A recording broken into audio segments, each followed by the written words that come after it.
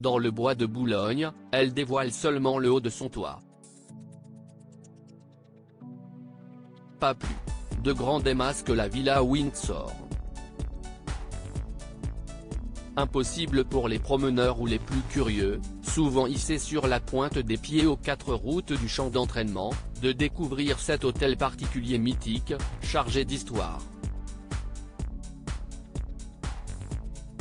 Qu'il se rassure, la mairie de Paris, propriétaire des lieux, a concédé la gestion du lieu à la Fondation Mansart, comme le rapporte Le Figaro. La villa va être restaurée de fond en comble et ouverte au public en 2024. Le montant global des travaux, évalué à 8,7 millions d'euros, sera financé par du mécénat, rapportent nos confrères. Une propriété qui a croisé en ses murs d'illustres visiteurs. En 1944, l'hôtel particulier a accueilli un célèbre Charles de Gaulle, attendant que sa demeure champenoise soit à nouveau habitable.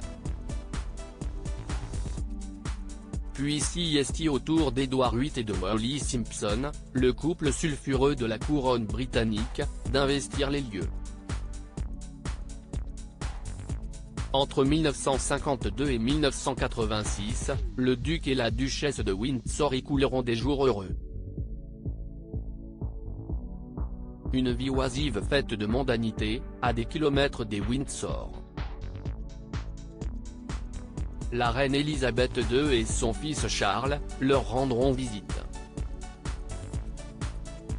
Mais seulement à la fin de la vie d'Édouard VIII, qui s'éteindra en 1972. En 1986, c'est sa femme Wallis Simpson, qui rend son dernier souffle au sein de la villa. La propriété est par la suite rachetée par l'homme d'affaires égyptien Mohamed Al Fayed, qui signe un bail de 50 ans avec la mairie de Paris, pour un loyer d'1 million de francs à l'époque. C'est lui qui rebaptisera les lieux Villa Windsor. Lady Diana, Charles, William, Harry. Qui sont les hommes qui ont marqué sa vie? Un pied-à-terre parisien pour Lady Diana et Dodd. En 1989, le père de Dodi Al Fayed rénove à grands frais la villa qui sera visitée par Lady Diana et son amant une trentaine de minutes, 3 jours avant leur accident tragique sous le pont de l'Alma une nuit d'août 1997. Certaines rumeurs évoquaient une possible installation du couple à Paris. Le destin en décidera autrement. En février 1998, Mohamed Al Fayed met aux enchères une multitude de pièces, réparties en différents lots à Sotheby's, New York. Les bénéfices sont redistribués à des causes chères à la princesse des cœurs.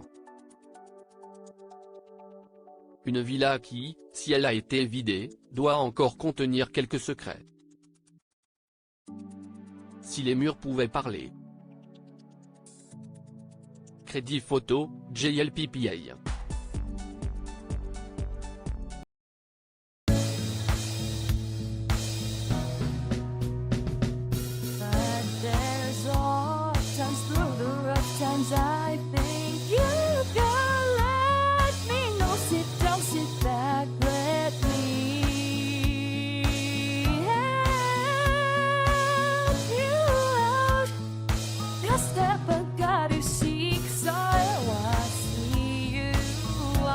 On your